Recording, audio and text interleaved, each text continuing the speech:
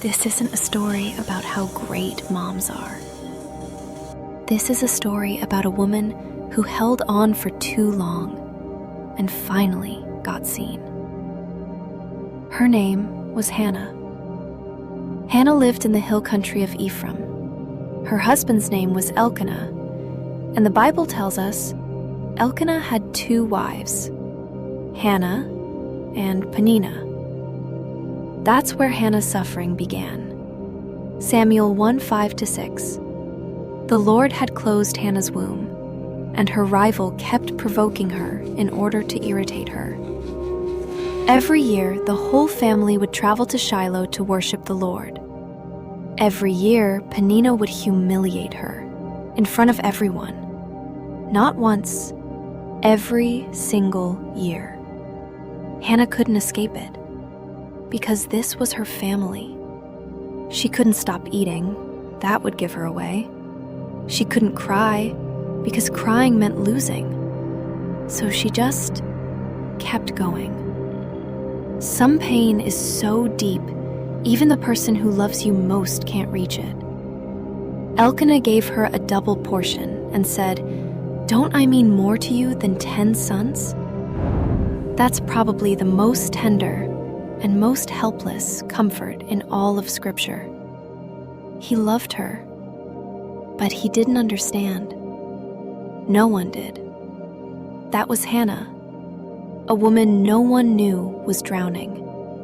A woman who was overlooked, misunderstood, silently carrying everything, and still loving. One year, Hannah couldn't hold it together anymore. She didn't tell anyone. She walked straight into the house of God and fell to her knees before the Lord. In bitterness of soul, Hannah wept much and prayed to the Lord. She was praying in her heart, and her lips were moving, but her voice was not heard. 1 Samuel 1:10-13. Her lips were moving, tears streaming down her face. No sound.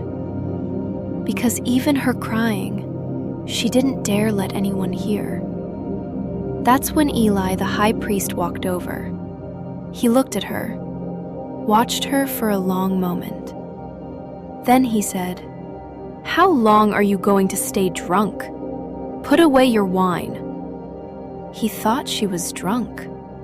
She was pouring her heart out to God. She wasn't crazy. She was just too exhausted to keep pretending she was fine. She's not fragile. She's just been running on empty for too long, with no one to catch her. Hannah didn't argue with Eli. She simply said, "Not so, my Lord. I am a woman who is deeply troubled. I have been pouring out my soul to the Lord." She didn't defend herself. She just said, "I've been pouring out my soul." Pouring out your soul. That means emptying your heart, every last drop of it, into a place where you know you won't be judged, where you won't be misread. So what did Eli say? He didn't say, "You need to be stronger." He didn't say, "Look on the bright side." He said, "Go in peace, and may the God of Israel grant you what you have asked of him." So she went her way and ate something, and her face was no longer downcast. Her circumstances hadn't changed. She still hadn't conceived. Nothing had been fixed.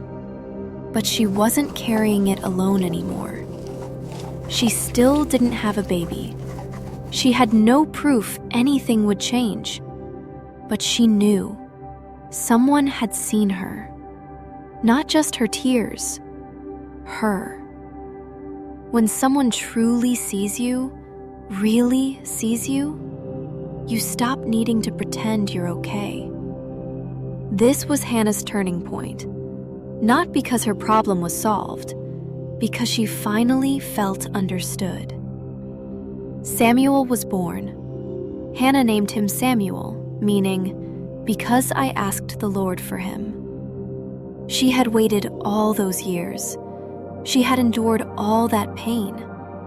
And now, her child was finally in her arms. Then she did something no one saw coming. Samuel 1:27-28. I prayed for this child, and the Lord has granted me what I asked of him. So now I give him to the Lord. She carried Samuel back to the temple. She left him there. Letting go was never painless. It just meant love was bigger than holding on. She didn't hold her son hostage to her own suffering. She chose blessing over possession. This isn't just a message for Christians. This is something every mother understands. You know your child was never truly yours to keep. You know the greatest gift you can give them is the freedom to become who they're meant to be. But it still hurts. Hannah hurt too, but her faith was bigger than her fear. She trusted that the child she had fought so hard for would be better in God's hands than hers. She prayed, and that prayer was written down. It's in our Bible today. We call it the Song of Hannah. She said, "My heart rejoices in the Lord." Not because she had forgotten the pain, but because she knew every tear that fell when no one was watching, God had kept every single one.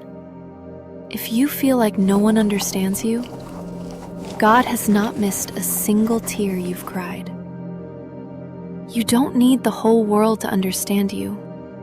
You just need God to. Hear my prayer, Lord. Listen to my cry for help. Do not be deaf to my weeping. Psalm 39:12. He was never silent. He's always been there. He saw Hannah, and he sees you. That woman who's been holding everything together, God has been watching her all along. If this story touched something in you, drop this in the comments. God sees me. Let's remind every exhausted, invisible, still showing up mom, you are not alone. You never were. This Mother's Day, send this video to the woman in your life who you know is quietly holding it all together. Because she needs to hear it. God sees her.